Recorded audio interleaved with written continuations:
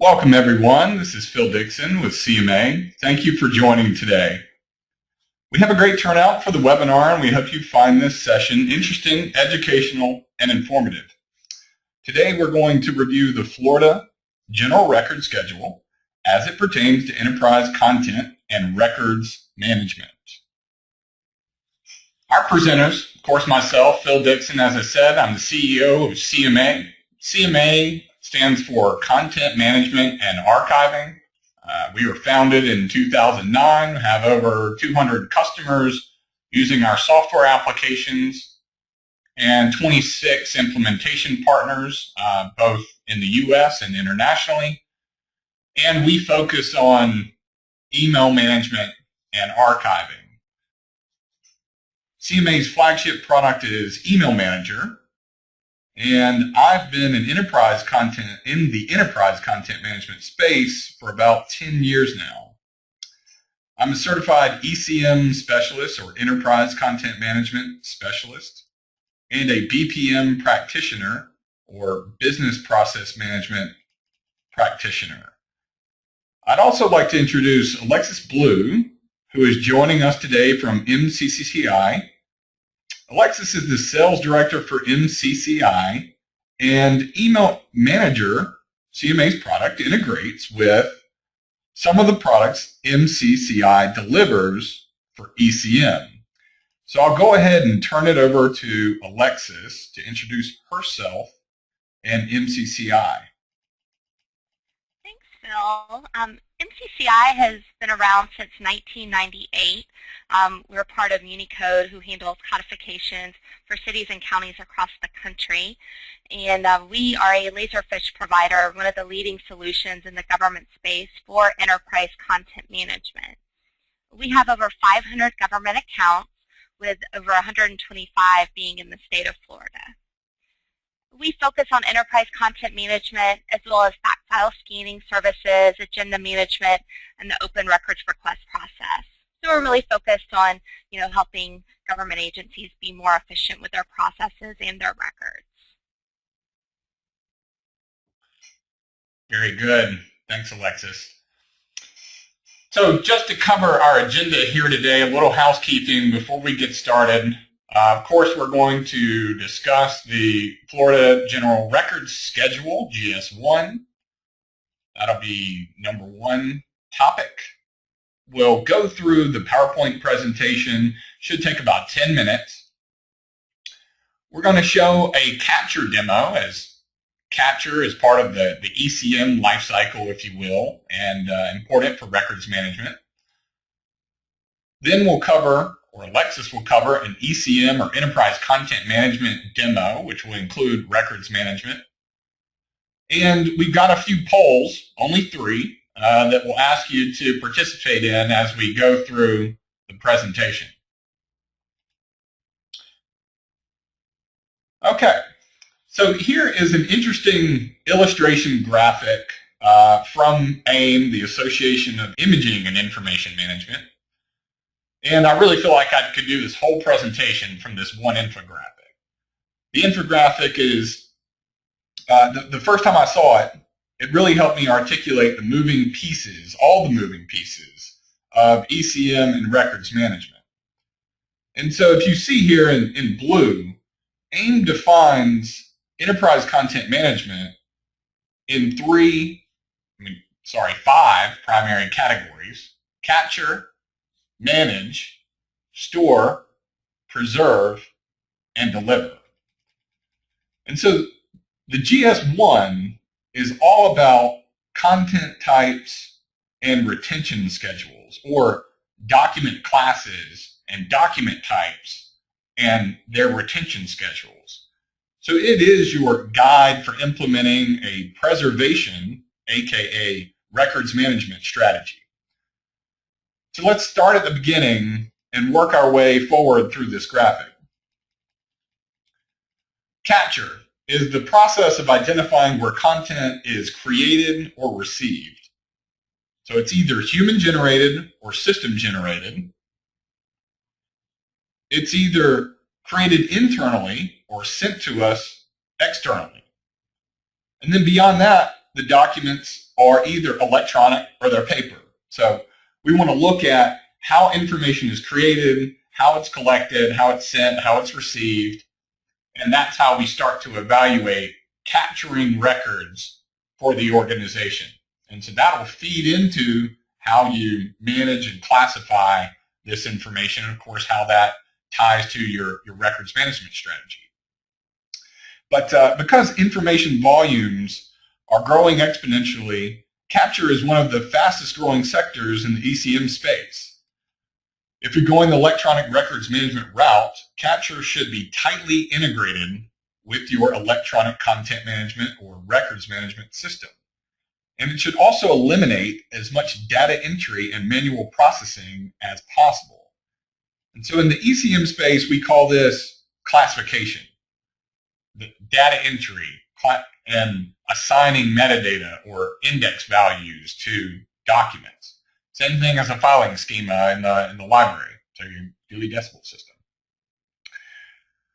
So how documents are classified determines how they will be handled in the ECM system for records management, or how they're handled in the file room, or how they're handled in an off-site storage facility. And so the GS1 schedule is a classification schema which defines document classes and document types and then assigns a particular retention schedule to each document class. Some industries and organizations have to come up with these schedules all on their own from scratch. So the GS1 schedule is actually a nice starting point. Although it's rigorous to follow, it's a very good starting point. So once a document is classified and captured, it is then put under management by some system. Now, whether that system is paper-based filing or with a software system, it is still managed by some quote-unquote system. Some systems just happen to be more thorough, efficient, and automated than others. Documents are managed based on their classification schema. For example, department, document class, document type, date, etc. And they're stored and secured accordingly. So electronic content management systems most often will have audit trails, versioning, and search capability.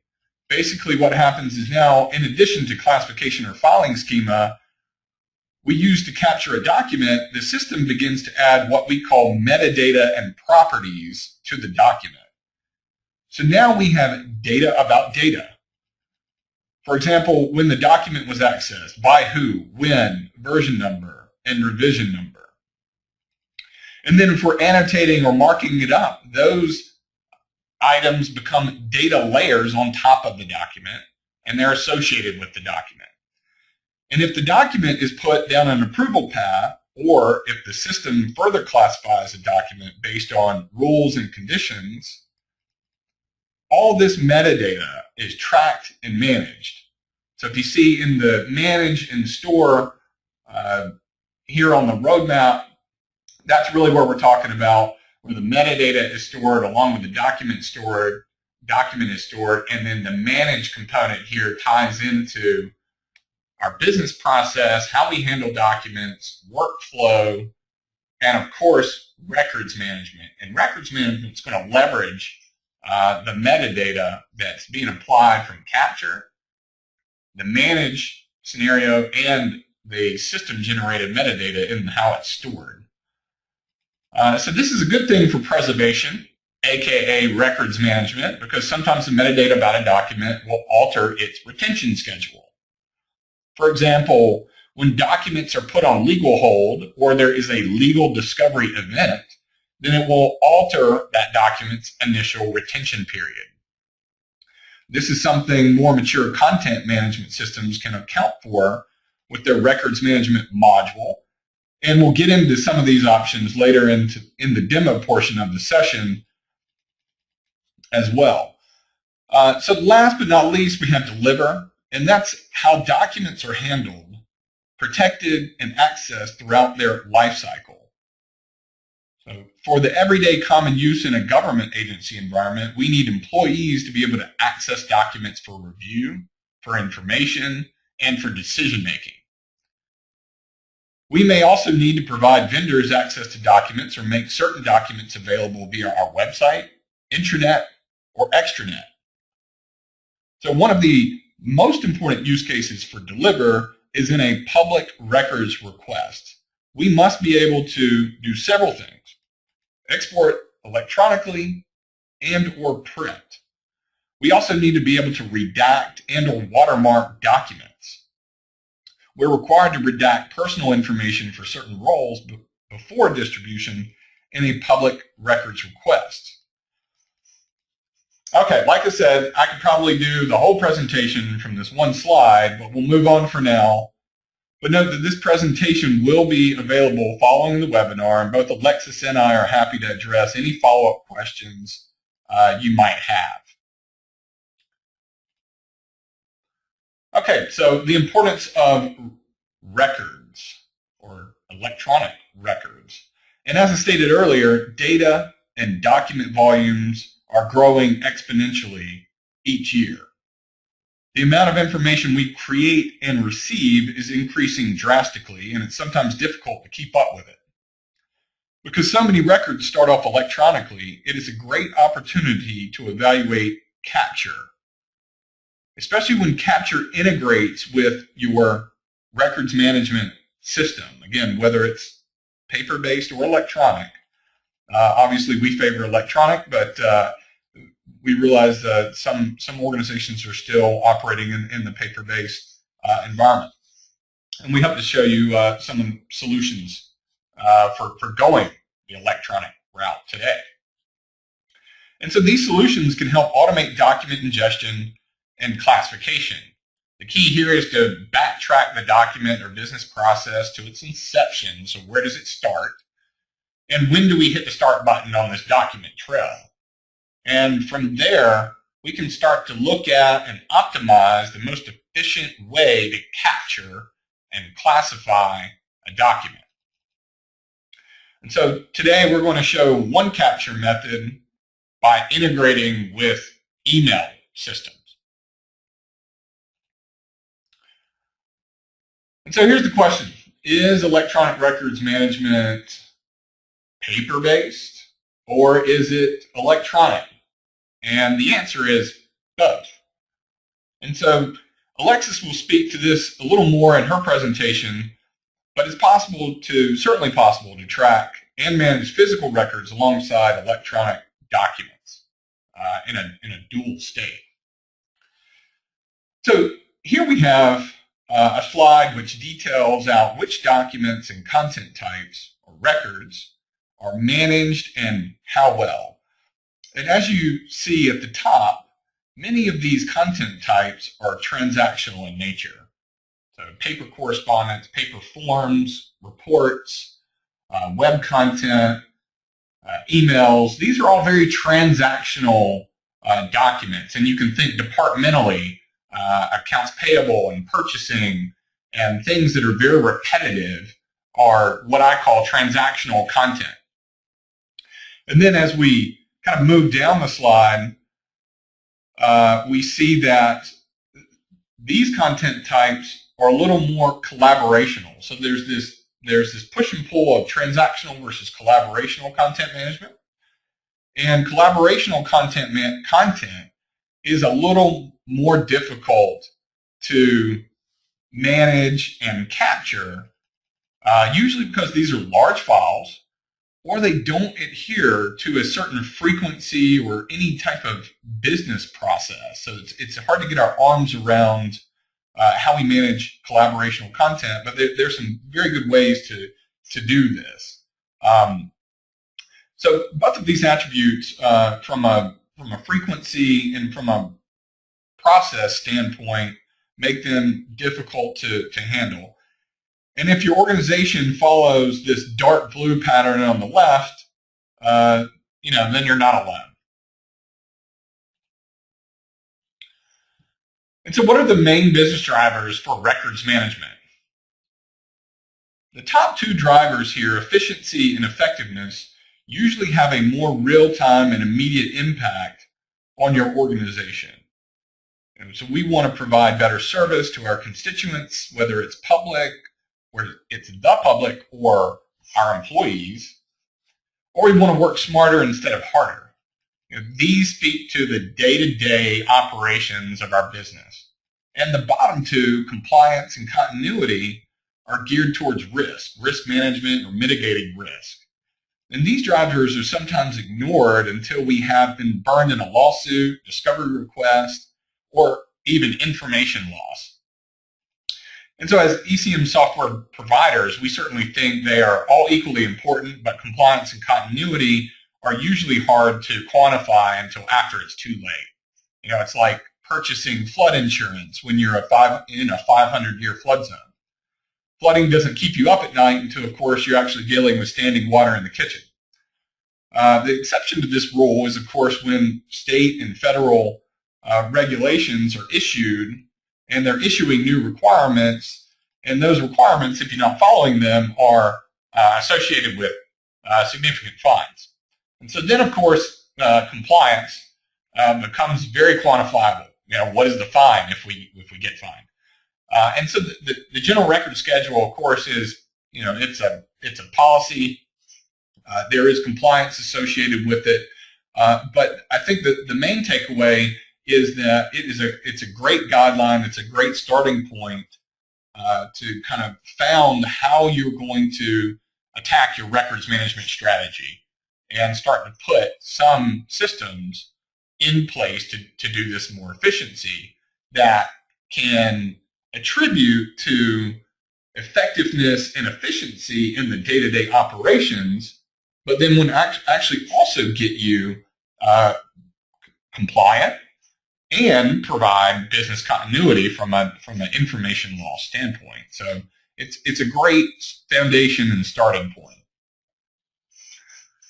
And so here real quick, we're going to chat about capture, and we'd like to look at this as the really fun stuff. And I think we've laid the groundwork for the problem or the circumstance here relative to the general record schedule, and we'll get into some of these details in the demonstration about how to apply some of these concepts and principles.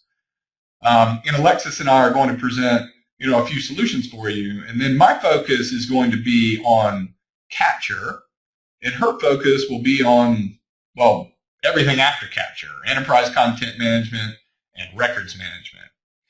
And so there are capture solutions which address different content types and media, whether it be paper, forms, or my personal favorite, email. And many people might think that email is a content type, and some people might think it's a type of media. And I'd say yes and yes, but really, or technically, it is a medium. It's a system that can produce an electronic memo or an electronic letter, but it's also a system that can transport almost any electronic content type, assuming the file size is permitted. I won't even get into all the nasty things email can be, like spam, calendaring, task management, contact management, etc. This list goes on in terms of what we use email for today. Not to say that we should, but we do. And we all have this love-hate relationship with email. Even me, and our business is founded on email. So I'm going to present some interesting ways for which email can be captured and classified with some level of automation that doesn't require you to implement bulky IT systems. But first, Alexis is going to give us her take on ECM, and then next I'll demo the email capture solution integrated with content management. And then we'll turn the demo over to Alexis, and she'll demo content management and records management. And of course, all of this will be electronic. So with that, Alexis, you're up to tell us about ERM technologies and solutions. Thanks, Phil. As Phil mentioned, the capture process is a very big component of being able to manage your records and the retention. We will talk more about capture in just a minute, but I wanted to go through some of the basic components of ERM or ECM. As you think of the history of how we've gotten to a fully electronic system, we started with document imaging, where people were simply scanning their records. There wasn't necessarily any management that went along with them.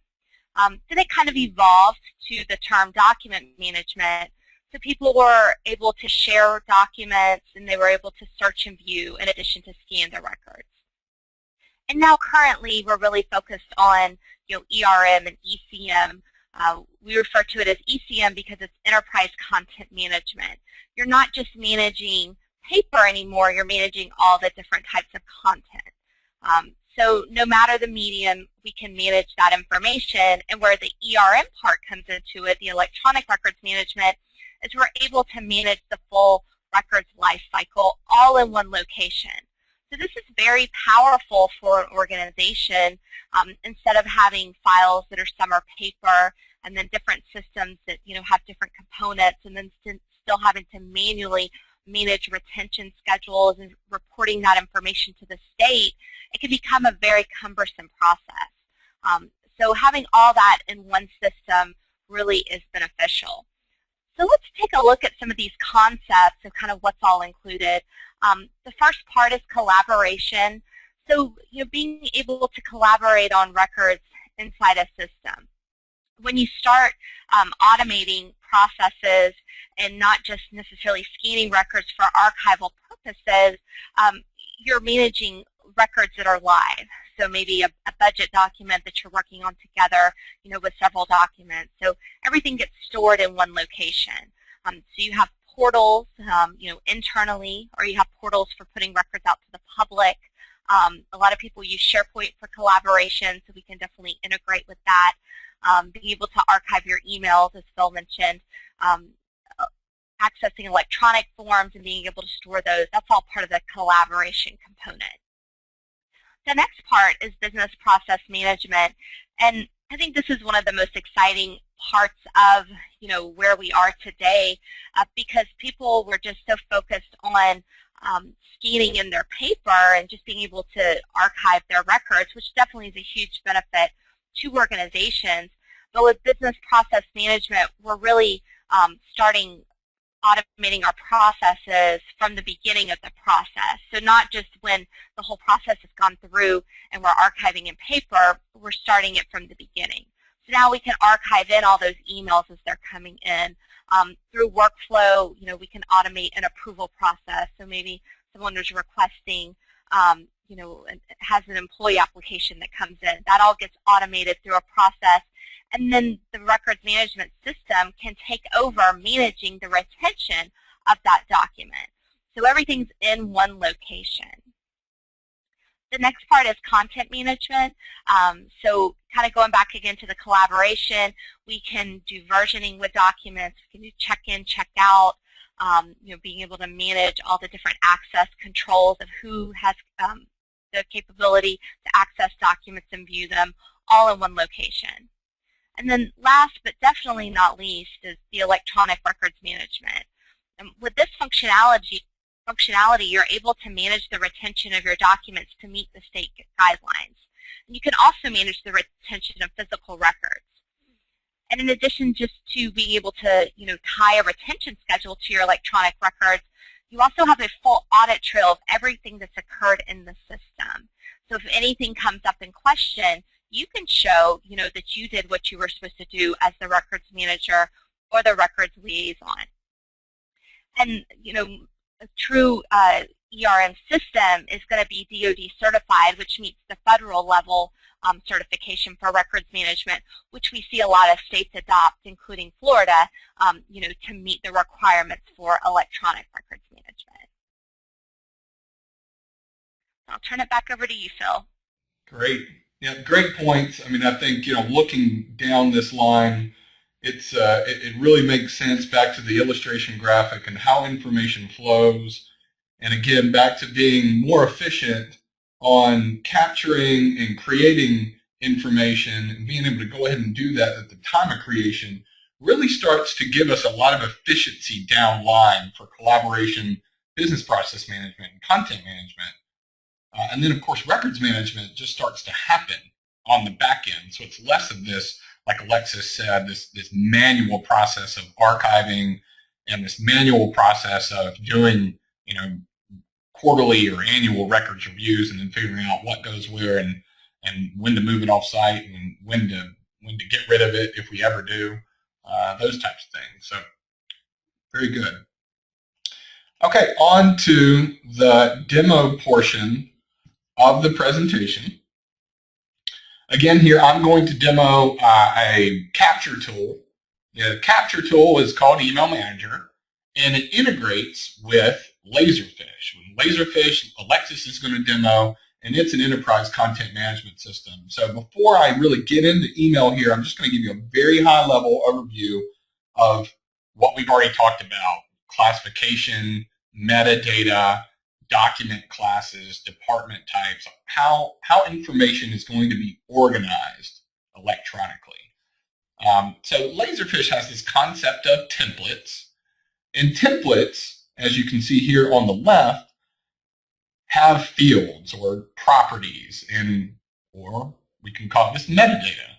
So as this information gets entered or captured by the system, then this is how it's going to be stored, this is how it's going to be searched, and this is where we can start to implement electronic records management policies. Is based on, over here on the left, a template, maybe a document class or a department type, and then on the right, you've got document type. For example, let's say contract, document type, company name, date. Those types of things are going to be properties or metadata that's associated with documents that allow us to implement this electronic records management policy. And so without going too terribly deep here, just so you know, I'm going to use the contract template. I'm going to show the general template and the inspector's office. And the reason I'm showing these is because I've used the GS1 schedule. I put this in an Excel spreadsheet, and I'm going to show how this can show up inside of email, or how these lookups can be back to this data structure, this foundation that the state of Florida has given us, right? And use that to help us classify the documents when we're capturing them. And then, of course, Alexis is going to talk about, once you classify it this way, how that will affect or be implemented from a records management strategy. So don't get too caught up in the configuration. It's not terribly difficult, and it's definitely something where vendors are able to help create a records management strategy based on the schemas and the requirements. But here I'll go ahead and jump over into the demo. And again, we're just going to show email here, but there's plenty of capture solutions out there. And what I'm going to do is start in with a contract here. And this has been sent to me in this mailbox by someone else. And what I can do is I can just open that. And then what you see is the templates and content types that I was referring to over there in the setup are exposed now as part of the message. So I can real quick come in and classify this email message. It's a contract. And down here, we have contract status, controller approval, those types of things. And so one of the things you would have here is your document class by the GS1 schedule, or the document types, would show up here in these fields, and I'll show you that here in the general template as well. But to capture this email, all I have to do is hit archive. Okay? And then it says the email manager has sent this document to Laserfish. So it sent the email message and the attachment over into Laserfish, and all of this has been classified for me without me having to log into another system. And if I want to reply to this email, I just hit reply, because we've said this is a record. We've already submitted it as a record. And now you'll see that the email manager conversation tracking, the tags hold over here on the right. So new reply to an existing record, and that's going to be submitted into the content management system as well. And I'll show you how we can search this here in a minute. But that was a new item. It's been sent to me, a new conversation. Let's say I'm starting the conversation. You really get the same experience. And so over here, I'll use the general template.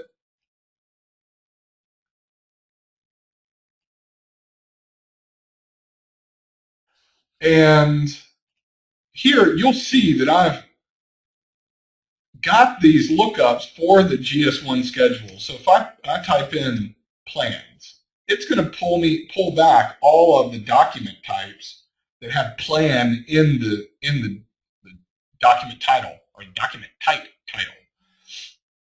And so let's say disaster preparedness, and then this is going to be associated with one of the GS1 categories. And so let's say it's a record series title, or it's a plan the drawing.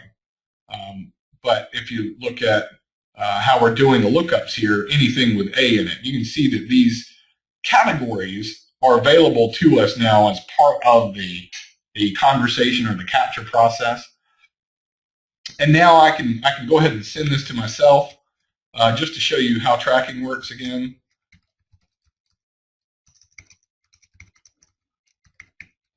And I'll just go ahead and send that. And then what you'll see is that comes back to me. So it goes out, and then it comes back, and it's already going to be classified. And so here you'll see it's got this green category. It's coming back to me. Again, it's already been captured into Laserfish, and it's got the tags or the metadata on it. And of course, if I reply here, it's just going to keep tracking this. And I can turn the tracking off just by saying, hey, don't archive this. Or, you know, this should actually now be an O&M permit, right? This conversation is still related. New reply, and it'll capture that for me. Of course, I got to click out of here, which I tend to forget to do.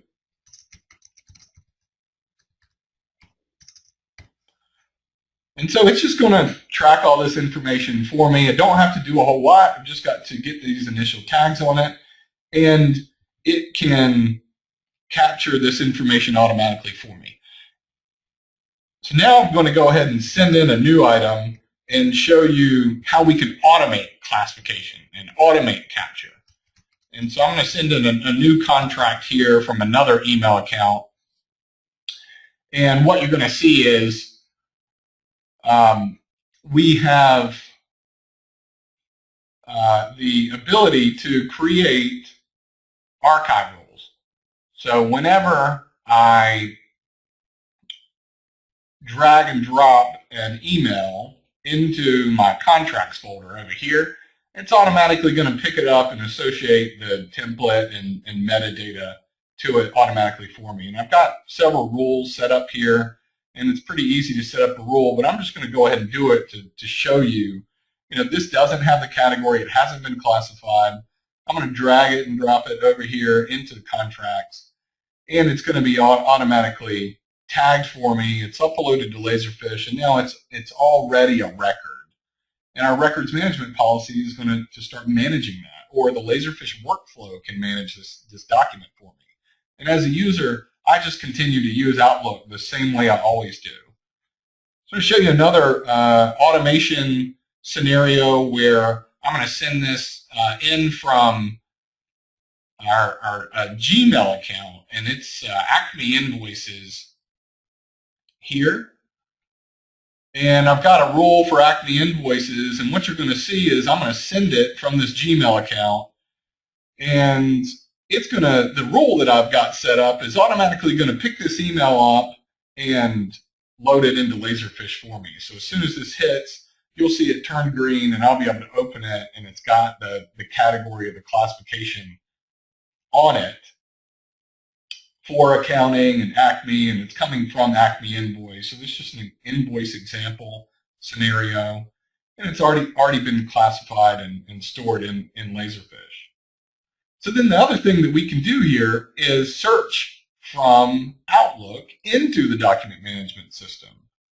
So it will pre-fill the categories, and if you see here, we're able to search to, from, subject, and date. That was automatically captured and indexed for me as part of the Outlook integration. So I could go ahead and just hit the search button to show you these documents are stored in Laserfish, and here's that email.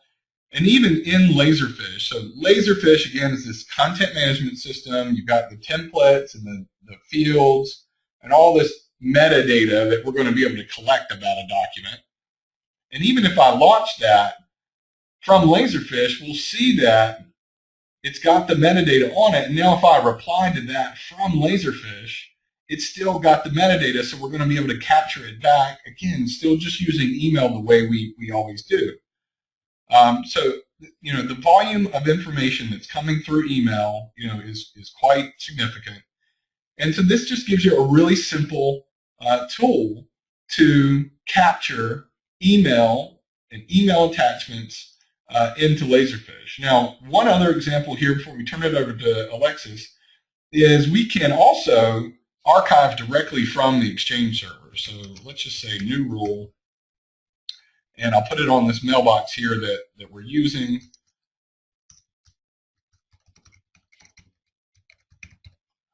And I'm not going to apply any conditions, but we could get very granular in terms of how we apply these conditions and assigning metadata and pivoting off of Laserfish workflows and all these good things. But I just want to really demonstrate the ease and the capability of capturing information here. So everything's going to dump into the email template in Laserfish.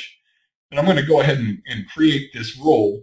And then behind me, what you're going to see here is the Laserfish system is going to be populated automatically. Let me check that rule here real quick. Mailbox creation date. So it's going to go back and grab everything from the time this mailbox was created. So you can see this rule is already running, and in the background, documents are just being added to Laserfish. So here we can grab everything in a mailbox. We can grab things in folders. We can conditionally look for keywords or to from variables and assign metadata and capture things automatically into Laserfish without the end users having to do anything at all. So this is an admin utility capturing on the back end and going through that. So you see this is just pulling in, and I'm gonna stop the capture demo here. There's a lot more we could show you, but for the sake of time, we want to go ahead and turn it over to Alexis and make her the presenter so that she can show us content management and records management. And so I'm going to change the presenter here to Alexis. And while I do that, we would like to go ahead and poll the audience. Okay, so it looks like we've got about 65% that have voted so far. And so I'm going to go ahead and close the poll. And now Alexis should be set up and ready to demonstrate. Great. Thanks, Phil. Okay, so as Phil mentioned, Laserfish is a full ECM solution, and I could honestly spend probably 2 to 3 hours going through all the functionality. So I'm going to try to keep it simple today and just focus on a couple of different components. And if you are interested, we can always schedule something separately to go through some of the different functionality. So as far as getting information into the system, Phil really focused on emails and how we can easily archive those into Laserfish. And that is such a powerful tool because email is one of the hardest mediums to really grasp how to manage effectively with your records and with your records retention plan. So I'm going to just quickly talk through some of the other ways to capture documents into the system, what you can do with information once it's in the system, how you can get it out of the system, and then finally, how all the retention can be managed. So let's briefly talk about the ways to get information into the system.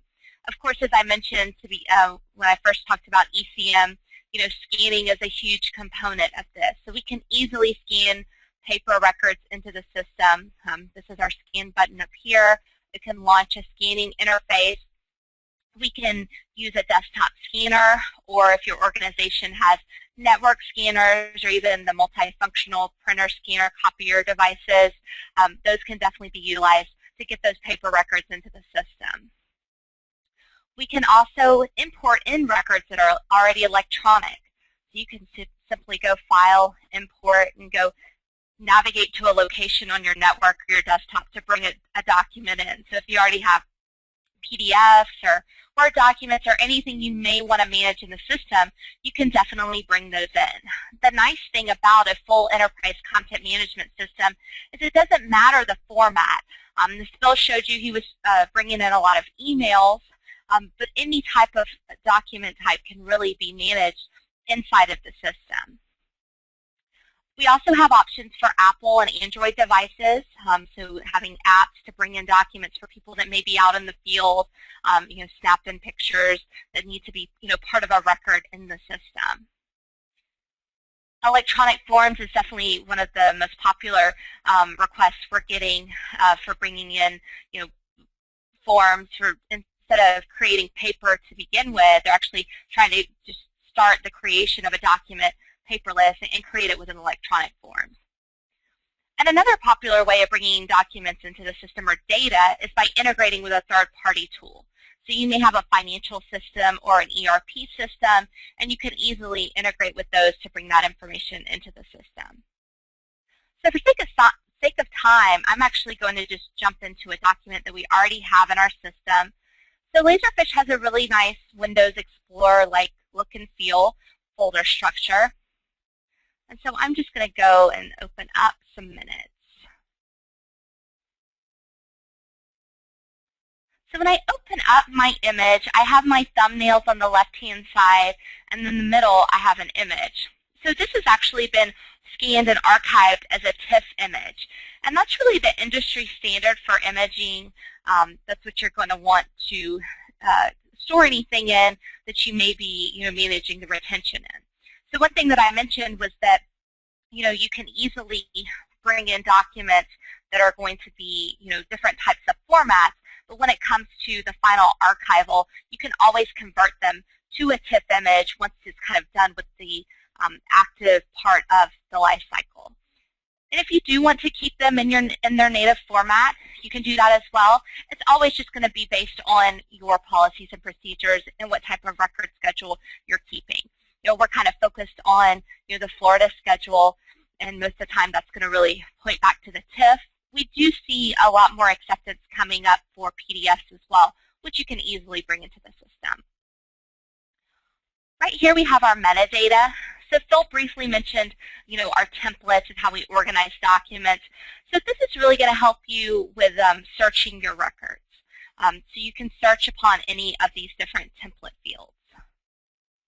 And then we have some other different metadata on the side. We have tags where we can actually tag documents for searching purposes or for security purposes. We can link to other documents in the system. We can do versioning. And we also have the capability to do digital signatures. On the bottom right-hand side, we have our OCR text. So anything that we're able to OCR, which is optical character recognition, becomes searchable in the system. So this is for any typed text. So that gives you the capability of being able to search across all your documents in one location. So we can OCR those emails that Phil brought in. We can OCR scan documents. Anything that has typed text, we can OCR. And that's really one of the most powerful components of Laserfish, is being able to search across all these different types of records. Because one thing that we hear from so many people is when you have everything in the paper format, it's hard to find what you're looking for. The mayor calls or the manager calls and says, I need these documents from 20 years ago about this topic, and you have the people in the organization who have been there forever, and they may be able to know where to get started. But being able to search across your records is just really helpful.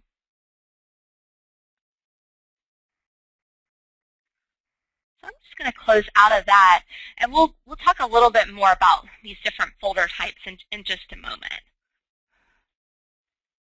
So as you look at all the different folders, we have HR. If we go into our HR records, we have components of an HR file. We have contracts. I started with some clerk documents. So we're storing all the different records of an organization in one location, and then we're able to search across them. So with searching, you can do some really great, searching. You can do just a basic text search based on that OCR text. You can go in and search on those fields. So for example, we talked about that clerk's template. If you knew a specific word you wanted to search, maybe it was a specific person within a specific time frame, you can go in and do these searches. So you can combine searches as many as you want, and this makes it really nice to be able to find information inside the system. Now, once you find what you're looking for, you can easily export it out, email it to somebody. You can send it out as a PDF. Of course, if you have something in a native format or a TIFF, people outside the organization might not be able to access it, but you can easily export out as a PDF because that's pretty standard for people to be able to open up. You can print the document. We're trying to get rid of the paper, but we do understand printing is sometimes necessary, or you can just open up the record and to take a look at whatever you may need to do with it. So now let's talk about the retention. Let's just kind of fast forward. You have all your departments utilizing the system. They're archiving their emails. Everybody's scanning in their records. You have some automated processes in place. So all your organization's records are in the system. And now what also needs to be done is the records manager needs to have retention associated with these documents. So the retention can be applied on kind of the folder level, because one thing is users don't necessarily know anything about retention. Usually it's going to be a records manager, or you may have a couple of records liaisons in your organization. So it really needs to be set up at a global level so users can simply scan in or import in their records, whatever they need to do, and they don't need to know that this record needs to be kept for 15 years because they probably don't know that. So that's what these records folders are. So these folders right here look a little bit different than our kind of standard file folder right here. So if I take a look at our minutes, for example, I have all my minutes by year. If I go look at my records properties, this is based on the GS1 item number 32 minutes official meetings retention, and these are permanent. So I have all these set up as permanent in the system. So we keep all these by year, and all these records are marked as permanent. Now let's go take a look at contracts, for example. We have these set up by active and terminated. So with our terminated contracts, here's our retention schedule. And these are actually kept for 10 years after the termination or end of the contract based on the fiscal year. So once again, we have these set up in here by year. So once if you think about the 2011 documents, in 2021, when the records manager went in to do a search to see if they were ready for retention, then they would come up ready, to be destroyed. Now, one thing about Laserfish and any DoD certified application is that it does not automatically do anything to these records. It doesn't cut them off. It doesn't destroy them, because that goes against the DoD certifications. So this is all done through searching. So we have our different types of searches here. We have our records management searches. So we can go in and see what's due for cutoff. And cutoff meaning, that no other records need to be added to that. So obviously, we have a lot. I'm not a very good records manager. So we can just go in here and open up this containing folder. And we can see, if we go up here to our records properties, our records management actions, that these were actually eligible for cutoff in 2012. So after 2011, it just means that nothing else needs to be added to that folder. These can be performed manually. The nice part about that is we know not everybody is always up to date on scanning their records. Sometimes after the end of a year, it may take you January to February to get everything in from the year before, and that's fine. So you can get everything in and then go perform those cutoffs.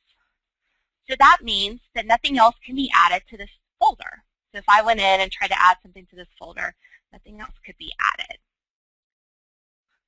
So let's also do a different search. Let's go in and see anything that's actually up for disposition.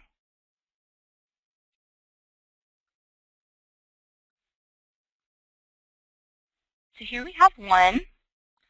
We go take a look at the records management actions. This could actually be destroyed.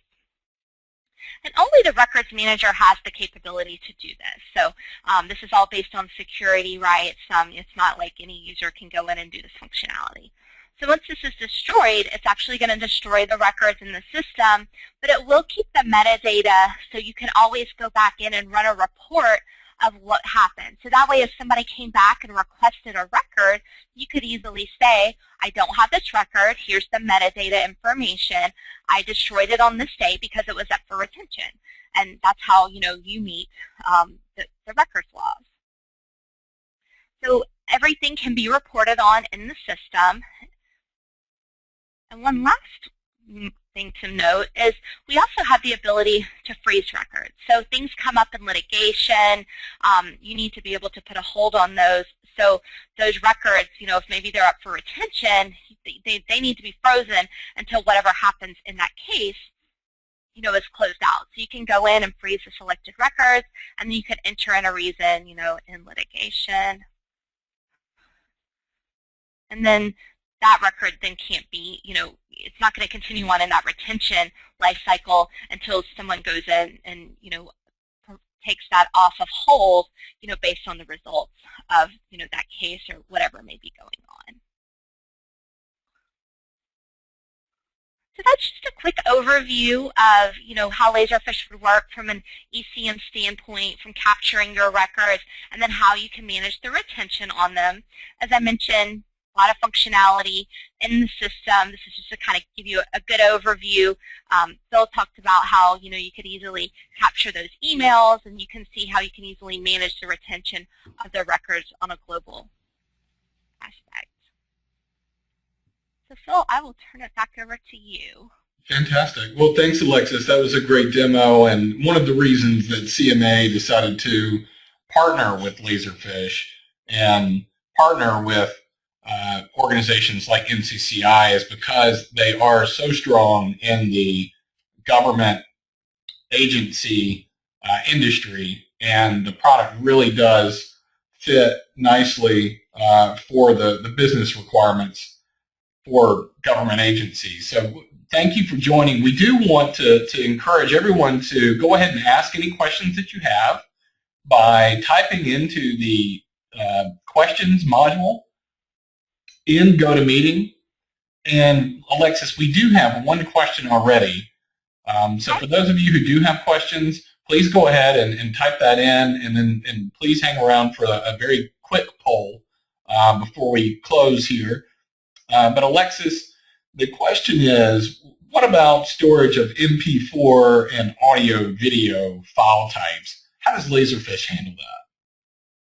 You can definitely store those video types.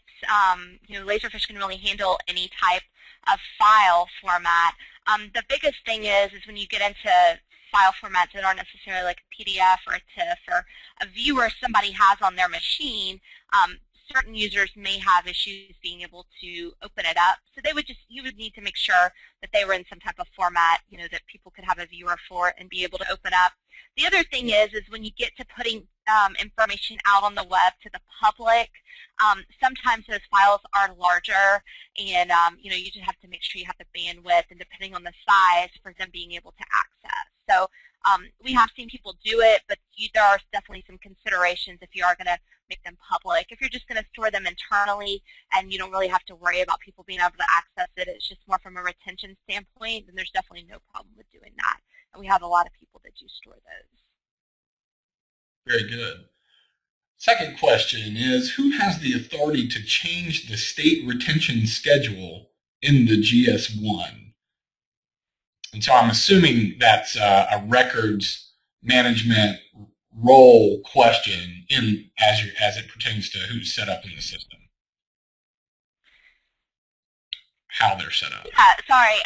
Yeah, as far as putting everything into the system, that's an admin role. So you would be able to take your I didn't know there's a nice spreadsheet, so you can copy and paste those and put that into the admin part of the system, and then they're all there for you to easily go in, and associate with those different records folders. So that's definitely a records level authority. And then I would just say, just in case you were going a different way with the question, Most organizations would adopt, the general guidelines from the state of Florida, and then if you had any changes based on maybe wanting to have a different type of retention, then you would just have to get those approved by the state. So, and the other, I guess, component of that is we do know retention schedules change, so it's very easy to go in and update the retention schedules in the system, on a global standpoint if something does change. So hopefully that answered your question. I think you covered both sides of it, and I think your second answer was the one they were looking for. So thank you. Each email. Third question, each email user would save their own emails into the system, and it's set up in the event of a records request, each user could access those documents. So this is kind of a two-pronged question. One, yes, each user has the ability to capture emails into the Laserfish system for records management. The email still stays in Outlook until it's deleted in Outlook. When it's deleted in Outlook or on the Exchange server, it's still stored in Laserfish.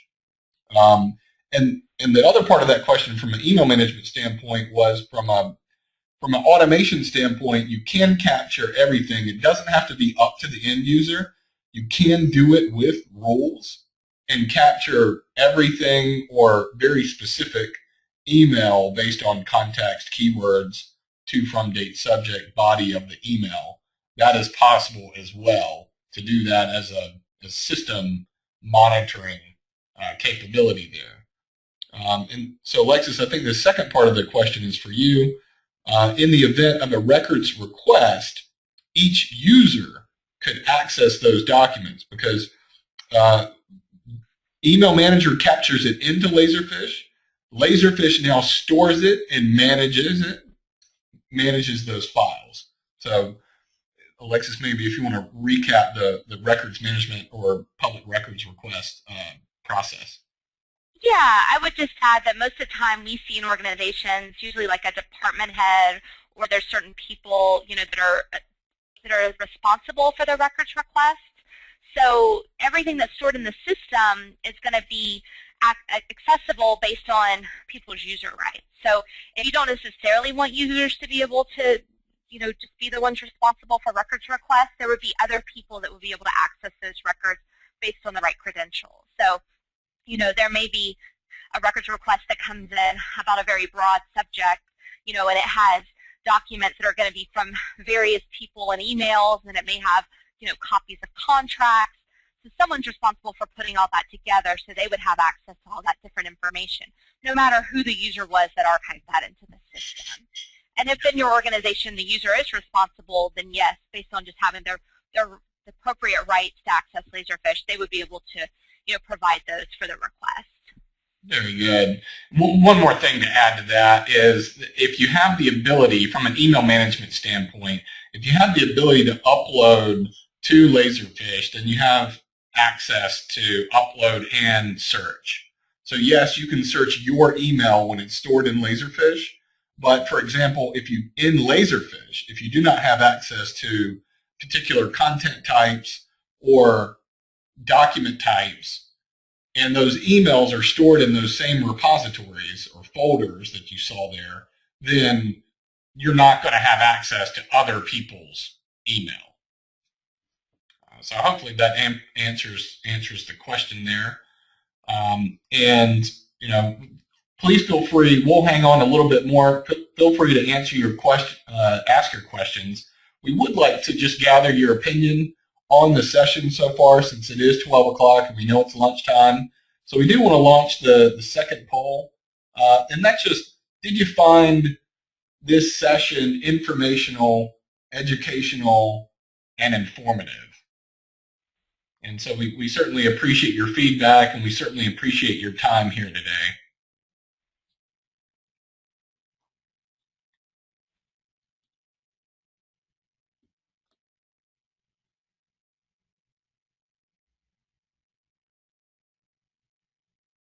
All right, we have about 67% that have voted, so I'm going to close this one, and we've got one more question. So thank you, everyone. Everybody voted yes, so that's good that our prep work was well received. And last question is multi-select, so select all that apply to you. And here we just want to know if you would like a copy of the PowerPoint, if you'd like to receive more information about Laserfish and ECM, and if you'd like to know more about Email Manager, then we can send you related information to each one of these separately.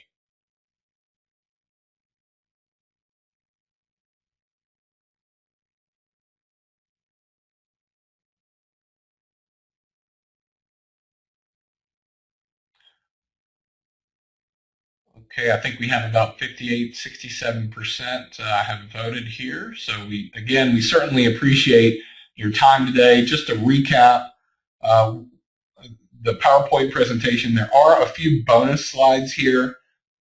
There are several links to articles that we use to research and help put this information into a consumable format for you.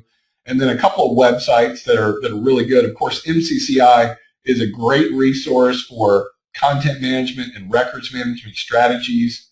But AIM.org, ARMA.org, Cohasset, and Florida Records Managers is where we actually got the document from and pulled the general record schedule in.